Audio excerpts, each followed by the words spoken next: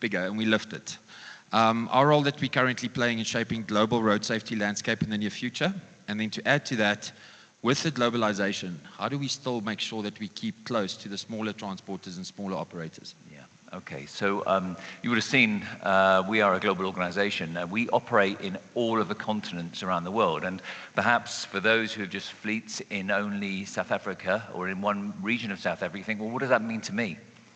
And I've been in transportation safety for about 12 years, and I've worked across the world, and I've seen it's quite incredible that different technologies are adopted at different speeds in different places around the world.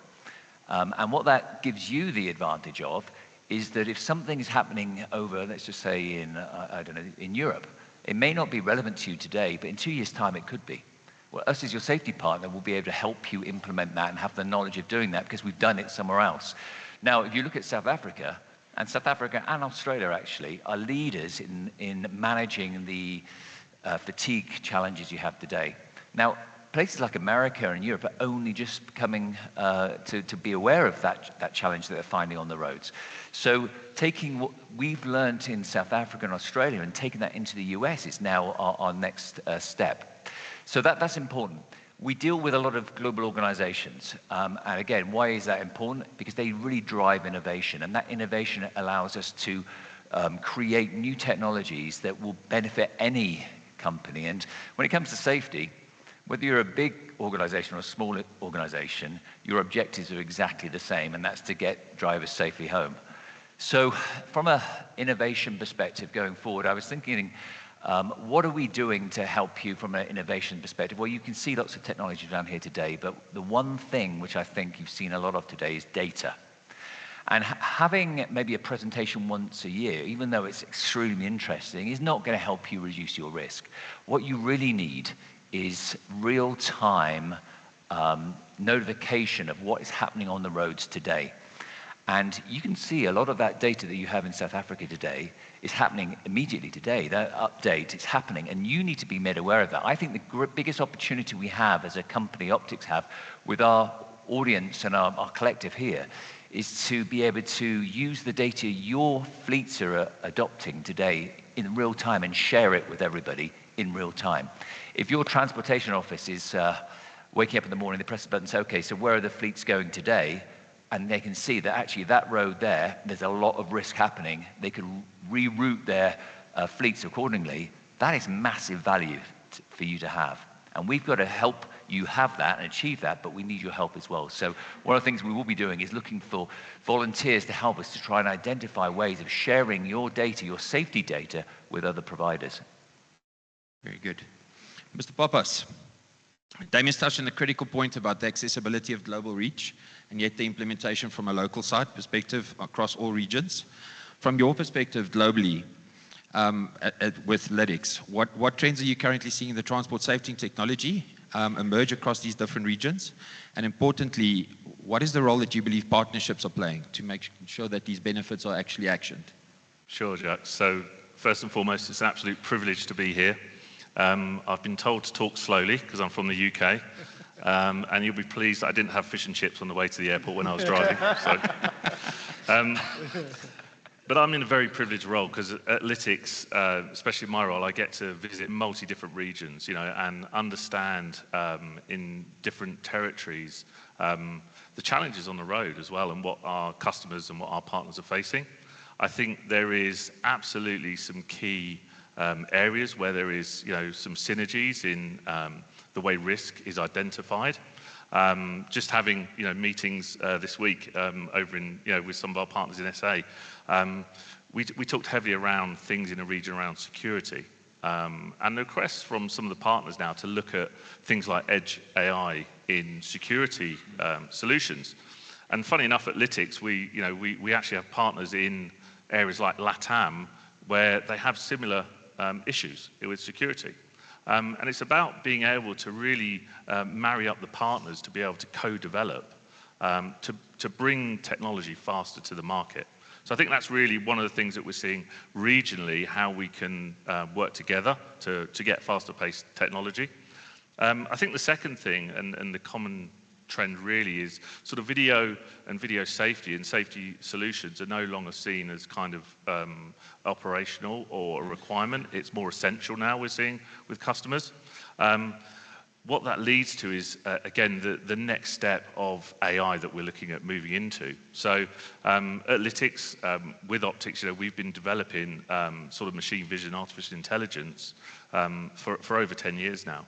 Yeah. But we're moving into a new area of Gen AI. So I'm sure if I start mentioning products like Copilot, ChatGPT, solutions and technology like that is really going to drive more of a faster-paced environment for us. So giving us quicker data insights and being able to get to true reports in a quicker format will then provide so much value for our customers. And technology companies that we've got on the stage today are all looking at this and how we start to develop with Gen AI that really give more value to the customers to reduce risk and affect the bottom line. Very good. There's always going to be that human element though. So how do we make sure that we balance the AI-driven automation with the human element? Specifically keeping consideration the impact on drivers, managers, operators, and helping them evolve into the transport future. Yes, absolutely. So the myths are there. Robots are taking over. We're gonna be in a situation where we no longer have jobs, and that's not the truth. So things like Gen AI give us as humans the ability to make the decisions. So we ran a survey recently across our driver workforce in what were the 10 most important things that were factor. The number one was pay. I think we can all understand that. But number two was better interactions with our managers. And I think that's where things like Gen AI can really help, because it's giving the managers the ability to make these decisions in a human environment. So we're using the technology to get us to where we want to be quicker, but then it's not taking away that human interaction that you have to have with your drivers to have that buy-in. Agreed. I'm going to tell the story, and I might not survive my probation period with Steve sitting in the front row, but I can't not tell it. So with the Gen AI side, we've had an incredible experience. I think in my third week, we're rendering a fatigue management solution for a company called Airgas in the States. Amazing company to work with Lytix as our partner, and really trying to hone in on predictive fatigue management. We go through the first month of performance reviews on our KPI sheet, and there's a gentleman by the name of Ryan Brandos, and he's talking us through all the KPIs that we've hit, and it's going really well. And then towards the end of the clip, Ryan says, there is one small problem. And then he proceeds to play a voice clip of one of our control tower controllers in Cape Town phoning a depot manager in Texas. And the depot manager answers the phone, and pardon my accent, says, "Hi, this is John." And then the control tower operator says, "Hey, Booty, how are you?" And then this proceeds to go absolutely haywire with regard to a point where Ryan actually says, "I'm not 100% sure that this individual understands the English language." So what is interesting, and the reason why I'm sharing that, and I'm not going to give too much away, Steve, but we are well on our way for agentic voice dialing capability. And I was actually sharing with Valdo and Steve this morning where two AI bots are talking to each other on a call that's actioned. It's specifically set in such a way that you can hear the one as an AI voice, but the second voice, it's literally almost indistinguishable. So just picking up to what you said. Ryan, Tony's highlights on how the technology and human elements must work together. Working across Africa specifically, where we see very diverse markets, varying levels of technology adoption, as we've said. If there's one bold action of our industry should take today to accelerate faster and safer transport management, what would it be? I think the call to action would be to break down the data silos that exist within our industry. Our fleets are sitting on a gold mine worth of data, and we've got driver behavior over here, fuel monitoring over there, maintenance logs, tire pressure monitoring systems, even in organization reports that have been created that are just sitting on a completely different systems. Unfortunately, this is all disconnected. What we need to do and have the power is if we can seamlessly integrate all of this data into one clear picture. Through predictive analytics, we have the ability then to highlight what is a high risk, act on it, and before it becomes an incident or a downtime event. If we are looking at majority of Africa, for argument's sake, it's no different. If we have to take into consideration road conditions, fuel, we have to take in driver experience, we even have to take into consideration that connectivity is different from country to country. So I would say the bold move would be connect the data, make it available, and give it to the fleets to have the insight to react to an incident rather than to, well, prevent an incident rather to react to it. My apologies. Very compelling call to action. But with the sheer amount of data being provided today to fleet owners and indirectly to the drivers themselves, what do we need to change in how we present and utilize the risk, safety, and efficiency data to those actually driving these meaningful outcomes? As I said earlier, data is gold, but if we can't refine it into something that's worth something, it means nothing. Yeah. Today's fleets are drowning in dashboards and data. We have to change the way we present data. Static dashboards must be the thing of the past. We have to look at what insights have a call to action. What routes have got the highest collision rates? Which drivers need training this week? Which vehicles need maintenance with regards to that? Ultimately, we have to take data, turn it into a story, telling you what the story is about, why did it happen, and what has to happen next. I believe if we have the ability to do that and translate this data to give it that not just fleet managers and executives understand, but drivers as well, we'll make our fleet a lot safer and more efficient. Very true. I was outside catching up with one of my past fellow employees, Fani Ruiz from Unitrans Passenger Division. Just picking up with what you said, I remember back in the day when we were still heavily involved in the pick and pay contract. Fani said to me, it's important for us to always build the nerd bridge. I can't see him from here with the bright lights, but I don't know if you remember telling me that. And the nerd bridge that he was referring to is you have these propeller head industrial engineers that come in and solves the solution analytically, but having someone that can actually speak depot transport management language and relating the insights with regards to execution, I think that's also very important in order to maintain. I want to go back and just open up the discussion for the next 4 questions. So we've heard about innovations, partnerships, bold actions, call to actions. But I want to talk about the barriers of entries. Damien, I'm going to give this one to you. What do you see as the biggest obstacle fleets and fleet managers currently face in turning technology into real world change? Yeah, I think there's so many options out there, so many people knocking on the door saying, hey, this is the new and the biggest technology, you've got to take it and you've got to get rid of all your other stuff. And I think that is the biggest challenge, is there's so much choice. And I think number one, I think we can help from an Optix perspective, can certainly help you sift through the noise and identify the right choice. But I also want to jump on a point that was just made earlier as well, is that you don't have to rip and replace everything out of your organization and put new technology in. By using that single pane of glass that was just being alluded to there, you can identify a lot of the risk that you need to have with your existing technologies out there today. And when it's the right time to replace, when it's the right financial time perhaps to replace, then you can do that by using Optix and using that sort of view of what you're doing at a holistic level from safety perspective. So maybe don't rush out to make new decisions on technology.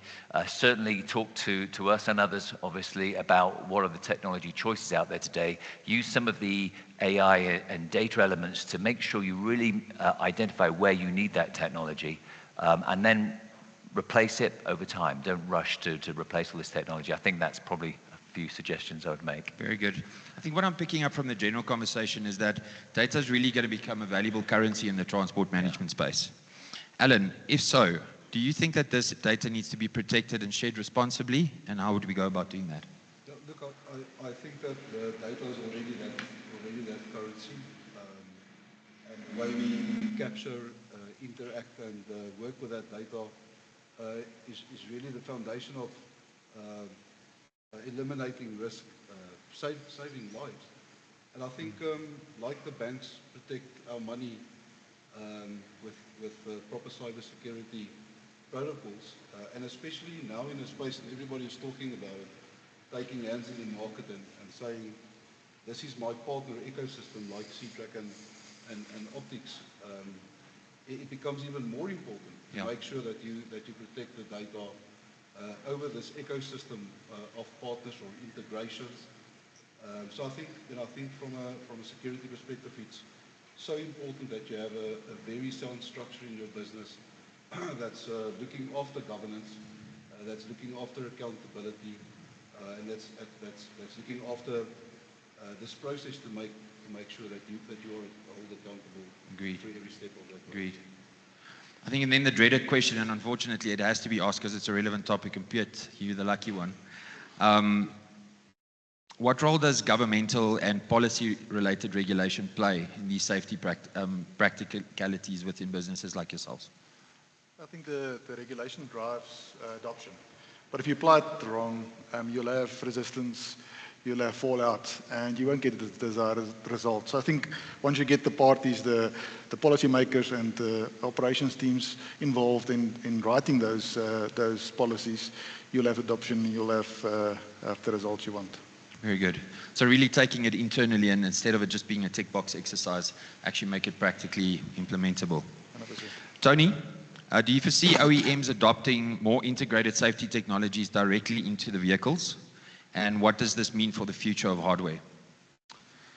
Good question. So OEMs is a really interesting space, right? I think we mostly all sat here 10 years ago and we were told that cars were going to drive themselves, there was autonomous vehicles coming, and that really has not turned into a reality just yet. The technology's moved on. I think, especially in other regions, OEMs are kind of sidetracked with things like decarbonisation and electrification of the vehicles. They've invested heavily in those areas. But certain safety features like ADAS, are coming on leaps and bounds within sort of OEM technology. I don't see them getting to a level of sort of third-party providers at this stage when it comes to risk and safety and video safety. I think what we tend to focus in on is very specialist, and the fast pace that you've seen even Optix developing and bringing new products to market are absolutely key to that kind of cycle of being quicker that an OEM just cannot get to. I mean, if I can just add on to that point, the OEMs are starting to introduce cameras into their vehicles, obviously, and you may have seen that in certain vehicles you've bought, or your own personal car, or maybe a bigger vehicle, but they're not putting the brains into the vehicles. So they're putting the eyes, but they're not putting the brains. And the brains is what Optix and other partners can provide to allow you to really understand what the data is, what's happening out on the road, and what the data means.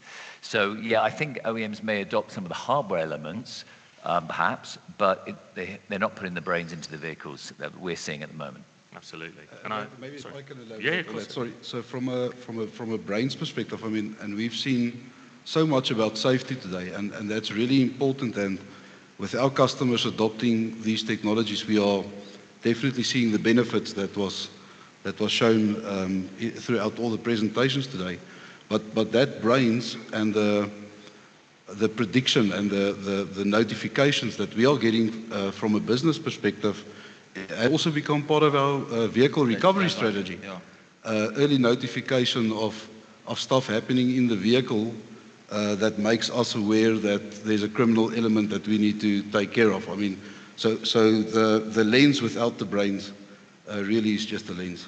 Yeah. And I think as telematics service providers and videographic service providers, the hardware will always play a role, but in order to position yourself as a safety partner for customers, that's really the human element that joins. And how do you make use of the data that's obtained through the recording process, but making the customer really understand the value proposition and partnering in that process with them? Absolutely. I think, just to follow up on that point, I think the thing that the OEMs have got right is their platform approach at the moment. So I'll revert to Europe for this particular scenario, but you take an OEM like a Volkswagen Group, they're building a platform approach that they can go through production really quicker in multiple brands that they look after. So Volkswagen, Seat, Skoda will all sit on the same platform. And I think as technology companies, that's what we're being pushed towards, to having a single platform that then allows us to drop different technology and be able to present that a lot quicker as well. So I think that's the bit that, as I guess safety experts, that's the bit that we're learning from, the OEM environment. Very good insight. I'm going to close off with the lightning round. Challenge is, before we close, I just want each of you to give your guidance on one specific actionable insight that can actually be taken away from this day today. I think Inge-Marie mentioned earlier there's 10% recollection capability in a session like this. Use these industry specialists on the stage to fill most of that 10% of what you're going to hear now. Ryan, one action that we can take for better data utilization. So again, as I mentioned earlier, and I'm a big advocate for that, is that from a safety perspective and a data, it's not going to come just from one provider or one technology. It is going to be a collective effort across the board that will put that together. And then again, once again, with the data that is generated from all of the providers is what we do with it. I often see when I sit with clients, and that is, they've actually got the data already. But it's how do you aggregate that data? How do you put it in a format that makes sense to them and that they can react on it? So call of action would be understand and utilize the data that you have. Great. Mr. Pappas, one partnership approach fleets should consider. Try not to be biased. Just one. I think never stop trying to innovate. Within our customers' businesses, please, challenge us as technology partners. You've got the benefit of some really strong regional partners that have a global approach, to innovating, and it's up to our customers to challenge us, and really push that innovation, because as a collective, we absolutely make the world a safer place, so we should absolutely push that further. Great. Piet, one operational change that pays dividends. I think don't dump tech in your business and think it's going to change your life. So make sure there's an ecosystem around that, there's a cooperation. And ultimate goal is to move from a compliance culture to a commitment to change, and that will deliver the results. Very good. Alan, one data strategy tip? So I think from my interaction with people in the data space or the machine vision and AI space, is how important it is to have your data accurately structured. Because a lot of people have got data, but it's structured in a way where AI and machine vision models can't interact with it. So I think having a focused approach on how you structure your data, having a strategy on who is this partner ecosystem to ensure governance and security and compliance, and ultimately making these decisions with giving your customer contextualized insight every time. Very good. Damien, closing question. One way to ensure that technology adoption succeeds. I think sharing your practices, sharing your experiences is one way of really learning how to do things correctly. Just like talking to other industries, talking to other people sitting next to you today, and just understanding how they did it, because you will pick up tips and tricks that you never even thought of. Doing it on your own in your own little silo, it may have great results, but using forums like this and using us to help you being introduced to others in your own industry will really identify some small little tweaks that you can have a major impact on your risk on the road. So that's one of the ways in which you can really get the benefit from the technologies and the data that we've talked about today. Very good. Ladies and gentlemen, what we heard here today is not just about the future. It's about making sure that the choices we make right now are the right ones for our present and for the days to come. It's about the partnerships that we've built and are building. It's about the data strategies we are implementing. And it's about the human-centered approach that we take to technology adoption. I think in the near future of transport safety, it won't necessarily be shaped by a single technology or single solution. It will really be shaped by this consensus of collaboration, practical implementation, our collective commitment in order to make the road safer and making the data more understandable. So I want to thank this incredible panel for their insights today. I've definitely learned a lot. And I want to make sure that we all stay engaged in this critical conversation because it's really prevalent. I mean, I was reflecting on I think it was 87,232 lives saved. If you just put that into perspective, that fills the DHL rugby stadium and more. Those are people saved over a year period. And I think it's very relevant to kind of keep that in mind. I think the future of transport safety is really sitting in this room, and we need to make sure that what we do next is impactful. Thank you so much for your time. Thank you, Thank you, Shats. Just before you guys run off, we've got some gifts. Oh. There we go. Yeah. It's not fish and chips, is it? All right, let's thank Jacques Krief and his panel one more time. Oh, thank you. Thank you, guys. Well done, well done. Good job. Oh, it's very kind of you, Jack. Thank you so much. Thank you. Thank you. And gents, if I can ask you to stay on stage for the Q&A. The Sure. team has asked me to tap into your vast knowledge and hopefully answer some of the questions that we've got coming up. This is where I turn to you and your questions. We're going to be sending a microphone around to grab some questions in the audience. So if you do have a question, please raise your hand and we'll get a microphone to you. And I know nobody wants to be the first person to ask a question, so I'm going to ask the first question just to get things going. And it's going to come from our WhatsApp line. If you scan the QR code and send a question through, this is one of them. And the first question is, how does Optix manage fatigue detection where the driver is wearing sunglasses? So I don't know who wants to take that one. Jacques, Apparently I am. So we'll pass it through. I've actually some practical experience in this. We implemented, when Drive Alert was still cutting edge, one of our mining contracts out of the RBM site.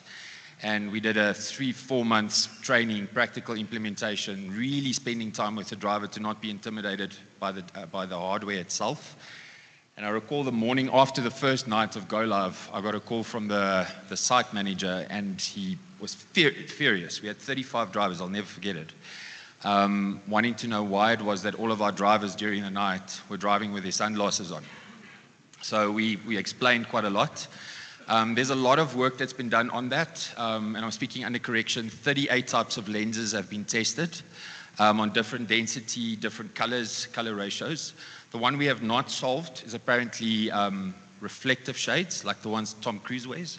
So luckily those are out of fashion. If you do have a Tom Cruise driver, we have a problem. We'll help you to source some new glasses. But yeah, that answers in short. Okay, all right. Well, I hope that answers your question, if that was your question. I just want to check in the audience. Have you got any hands up? Any questions from the audience? Don't be shy. We will, are you, oh no, he's just getting up to go somewhere. I see Okay. Martin's. Oh, there we go. There's a hand up. There we go.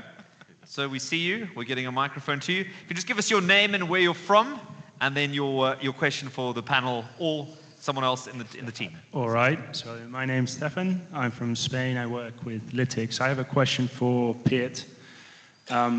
Today it was mentioned that it's super important to translate insights into language that relates to fleet operators, to the people on the field, right? So it's operational safety language. What advice would you have, being in a leadership role for us as technology providers, to keep that in mind when we're developing products that don't just appeal to you as a leader, but also as fleet operators, right? Because they have a massive role in adopting this technology. Did you? That was for Piet? For Piet, yeah. You got that, Piet? I got the gist of it. Okay. So it's about the language used to convey the technology to the operator. Am I right? In short, I think what that's it is. the gist of it, yeah. Yeah. So maybe I'll play it back to the engagement we had with the Recruit Me team and Understand Me, and specifically how do we use the phrasing of the questions so it talks to the person that's answering it to get the right feedback. And I think the same with the technology we're using, the sort of insights we're getting from the behaviors. How do you get it down to a driver level that he understands it? And the only way to do it is in mother tongue. So as far as possible, convey the message back to them in their own language, understand it better, they grasp it better, and they can actually make sense of it.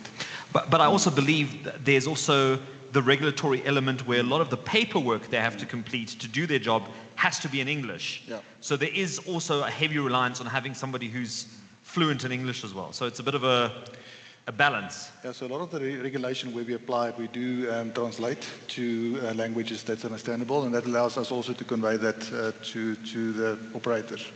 But yeah, I mean, we are in the English environment when it comes to legislation, unfortunately, but we can make work of that. Okay, cool. Maybe just something I want to add to that, over and above the language aspect, which is very critical. I think a lot of the technologies that are implemented coming from a transport background, the moment that transporters understand there's a new tech being installed in their fleet or their cabs, the first inclination is always going to be that it's there to catch me out, or it's almost going to be with a stick approach. What we found, and I'm sure you'll relate on this with me, the language is important, but the moment that you can emotionally connect, and that sounds soft and fluffy, but it's not, with the driver, that the implementation of this is to their benefit and for their safety, that willingness to accept the technology really becomes solidified immediately. And you always need those one or two almost ringleaders to really buy into the technology, and once that's done, the adoption almost takes care of itself. Some very good points, and I hope that also answers your question as well. Have we got another question in the audience? We've got one in the front here. I don't know where the microphone is at the moment. Oh, there we go. It's coming to you, ma'am. I find it difficult to hear, actually. Right, there we go.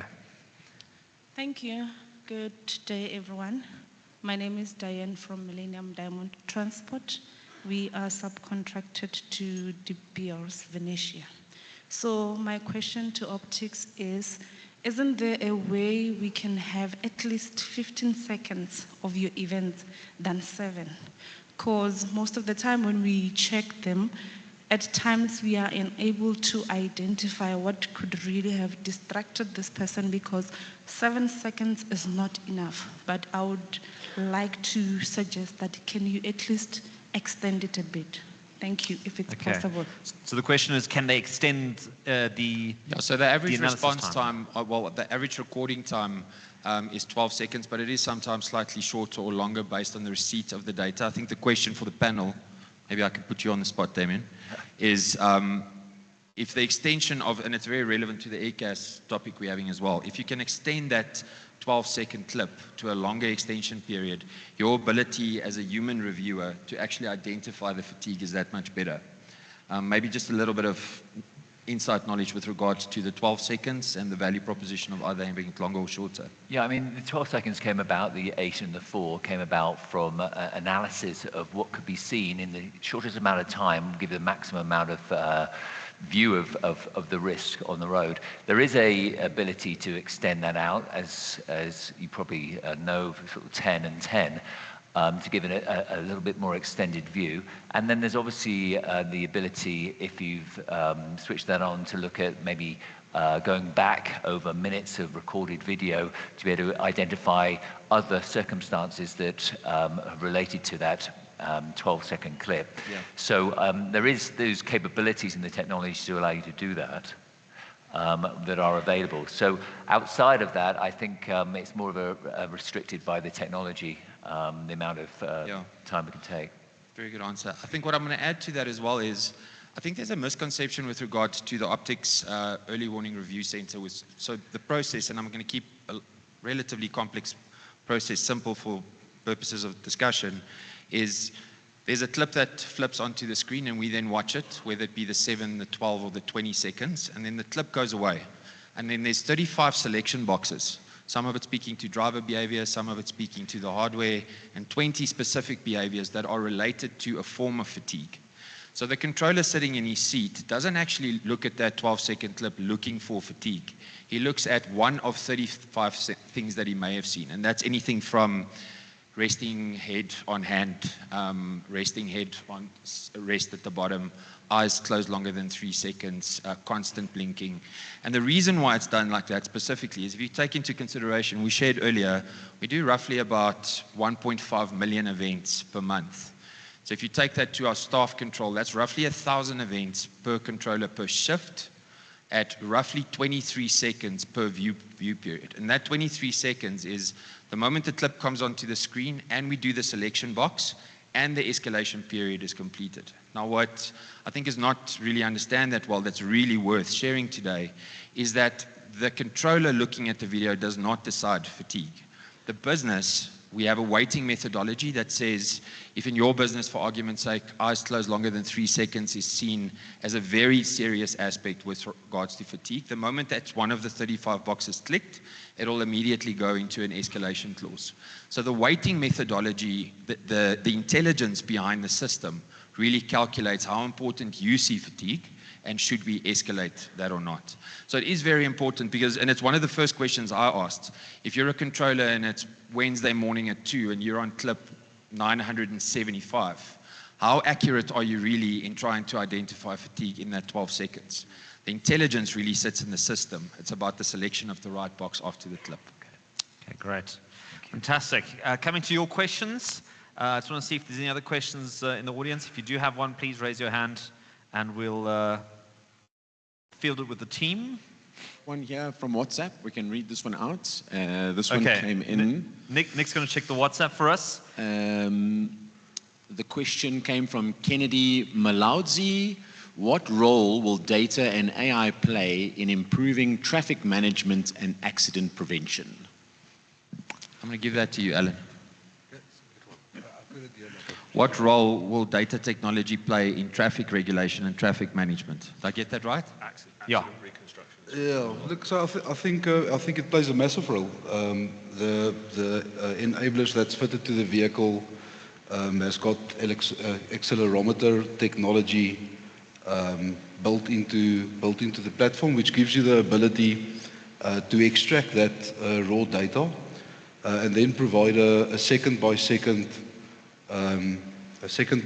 showcase of what happened to this vehicle prior to the accident, during the accident, where did impact come from, and we usually, from a road accident perspective, get a lot of requests like that to come in, help our customers prove their case, or take that data and analyze on how they can improve their driver behavior in that aspect. So I think it plays a massive role. How it will play a role in greater government, I think that maybe is something that we'd also have to look forward to in the future as we start breaking down these silos where we can feed all of that data into one place. I think it makes sense. I think it keeps people accountable as it happens and when it happens, and not when someone's watching. But yeah, so I think it does play a massive role. Yeah. If I can build onto that, if I may. So with incident accident notifications, and again, taking all the data into consideration, the driver behavior, the impact, the severity of the impact, and so forth. Taking it one step further by pulling in video data immediately, which would be there, would then have the ability with it, maybe let's say in our environment, to say, do we need to dispatch an ambulance? Do we need to dispatch on response? How many people were in that vehicle? Because keep it in mind, if it's a branded vehicle and you've got passengers that you're not supposed to have, you're liable for those passengers. Correct. So that would be a point as well, is how quickly do you react to that within that environment? But just to add on. Thank you, Ryan. Great. Okay. Very nice. Nick, have we got another WhatsApp question, or do we have another question up in the room? No, the question's on the floor. Okay, so we've got another question here from the WhatsApp from Mardi. What minimum people resources do we need to get the most out of your platform? What if we don't have the resources to keep our eyes on the platform at all times? Okay, that's a very good question, because it's always not about just getting the technology, but can you actually administer it? Because there's a whole other requirement there. So I don't know, Jacques, if you want to grab that one? Damien? Yeah. I think it's an issue that we've identified over the last couple of years. Businesses sometimes are struggling. They have to cut costs in certain areas. They may not have the people to do, one good example, face-to-face coaching all the time. One of the things we've identified is that we have to try and use technology to overcome some of that. So I think Inga Marie was talking today about Empower Me, which is a self-coaching platform and training platform. So it allows the driver to look at and self-coach on their app at the end of the day, which takes away from the burden of maybe a fleet manager who no longer has a safety team available to speak to that driver at the end of the shift.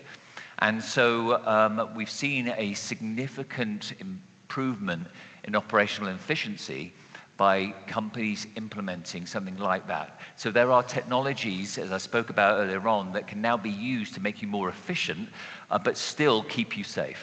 And so that's what we're continuing to look for. So that's just one example of how you can do the same, if not more, with less people if you haven't got those options. I think, if I might add, I mean, that partnership also plays a massive role, and definitely, as I said earlier, with the integration of the Optix technologies into our solution stacks. From a partner in the market, we offer our customers in-bureau services, where the customer does not have the ability to employ workforce to look after the stuff that makes them future-proof or helps them drive their ROIs, and we can take over portions of that triggers and help the customer with technologies like the camera solutions and telematics and reporting to help them at least stay in the game and stay informed about what is happening in the operation, and even output to drivers if it's necessary. Excellent. I think I would be amiss to not at least do a little bit of selling while I'm up here. So I would, if efficiency is really a focus point in your organization, I know safety is the core part of our discussion today, I'd really advise you to make contact with Murray at the Vantage stand down there. Dynamic route optimization, very strong execution model tool, easily integratable, and really having a big impact, even in the C-Track environment where we smoothly integrated. And then from a resource management perspective, we really have, and I'm going to say the word, we have a kick-ass self-service dashboard development capability, limited resource required, highly informative from both management and execution side. And Shanae at the BI station will definitely be able to give you some more information on that as well. Okay, brilliant. Fantastic. We're flying through these. Have we got Okay, so one more? It looks like a lot of the rest of the questions are all very technical and specific around specific product. Okay. So we're going to ask those that sent through their questions via WhatsApp, please address them with the team independently at the various booths where you can address your technical questions. Unless there's another question from the floor that we can open up generally, if anyone has any general questions. No? No. All right. Okay, great. Then I think we'll close the Q&A session right there. Gentlemen, thank you very much for your time and insight. Jacques, Grief, thank you. And your panel. Thank you, gents. Steve, just before you come up for closing, there is one special mention that I've been asked to make today, and very, very due. There's a lot that goes into an arrangement of a day like this, but there's one very special lady without whom this will not have happened. I told her the adrenaline's going to drop today after everything's been done. We're repeating this in Cape Town on Monday. But I'd like to call to the front Taryn, our head of marketing, to just thank Taryn for all the hard work and exceptional outcome for today.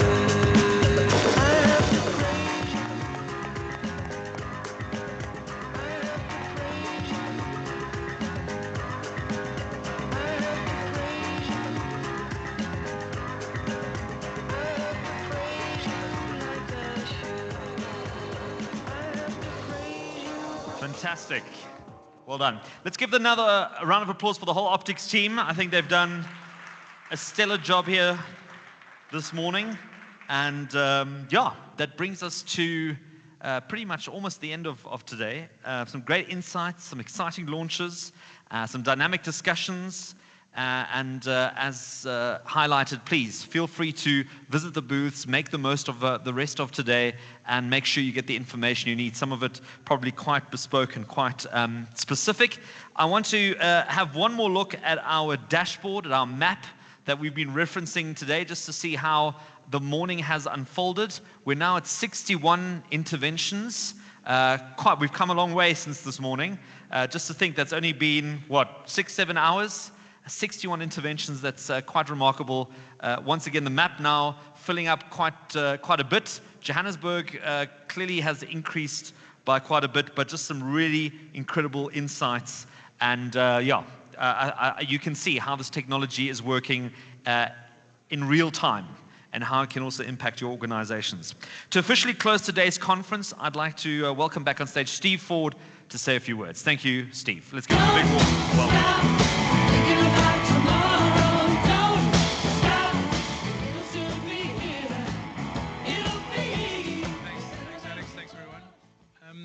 So two insights that I thought I'd mention that were relevant to the panel discussion. I think, first of all, whether we like it or not, being a driver is quite a cuck job. I mean, I'm old, so I like to nap in the afternoon at my desk. You can't exactly do that if you're a driver.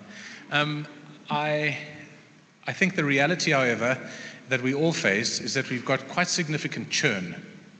So it's a mistake that we've made at Optix, and what's driven a lot of our thinking around digitalizing the training and making sure it stays current and making sure we touch as many drivers as possible, is when you've got 10, 15, 20% driver churn, just because you install the technology in your vehicle and you take a snapshot of the drivers at the time and you train them, the guy that joins tomorrow or the lady that joins tomorrow has not been trained. So holding the drivers accountable is really difficult if you haven't educated them on how to on what the technology does in the cab. So we've continually got to figure out that problem. And another problem, which was really interesting to me, is that the UPS, which is I think now the second biggest courier business globally, they have around 120,000 vehicles around the world. 100,000 of those are in the States. And the vehicles outside of the States, we as Optix are rolling out the remaining 20,000. But Optix has provided the data analytics tools for the whole of the UPS group. And if I showed some of the guys that are really into data the way that they've set it up, it's awful. I mean, it doesn't use the power of the data. It doesn't use the power of these modern data analytics tools to display it effectively. But what they've done, which I think is their secret to success, is they hold people accountable. So it's kind of green, yellow, red. They have 875 different depots in the US. Each depot is held accountable for their safety because they take safety super seriously. And if one of them goes yellow or, God forbid, goes red, it affects their lives, it affects their bonuses, it affects their performance reviews.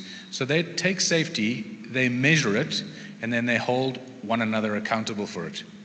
And as ugly as the dashboard is, it's consistent throughout their business, and everyone knows exactly what they're being measured on.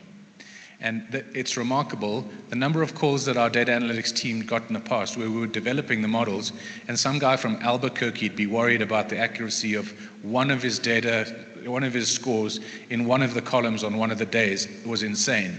But it just shows the level of intensity that it's getting scrutinized. And that's a huge contributor to the success. So thanks again for everyone contributing. Thanks everyone for coming. I think we try to show you what we're trying to do is turn data into information, and I think that came across a lot today. I think I mentioned up front, we're trying to put that information in the right people's hands and put it there fast. And then I hope that came across. And I also said that we're trying to reduce the noise to make the data accurate and make the data relevant. And I hope that came across in a lot of our thinking and a lot of the tools we're launching, a lot of the products we're coming to market with. So lastly, and I think the most exciting stuff that we're talking about now is the predictive stuff.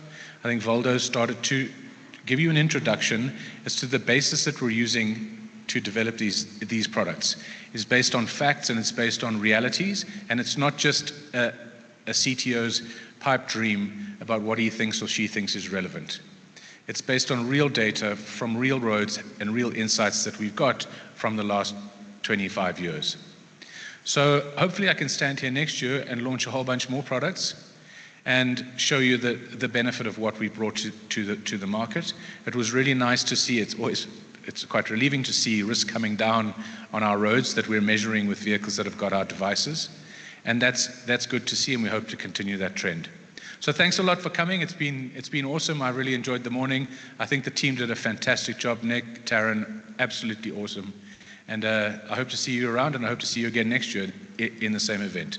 Thanks very much.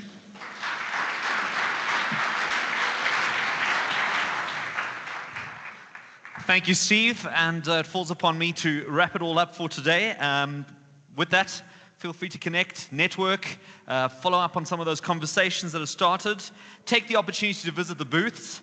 And thank you to everyone for being here. It's been my pleasure to MC today. My name's Alexander Leipner. I'll catch you on LinkedIn, and have yourself a great weekend and get home safely.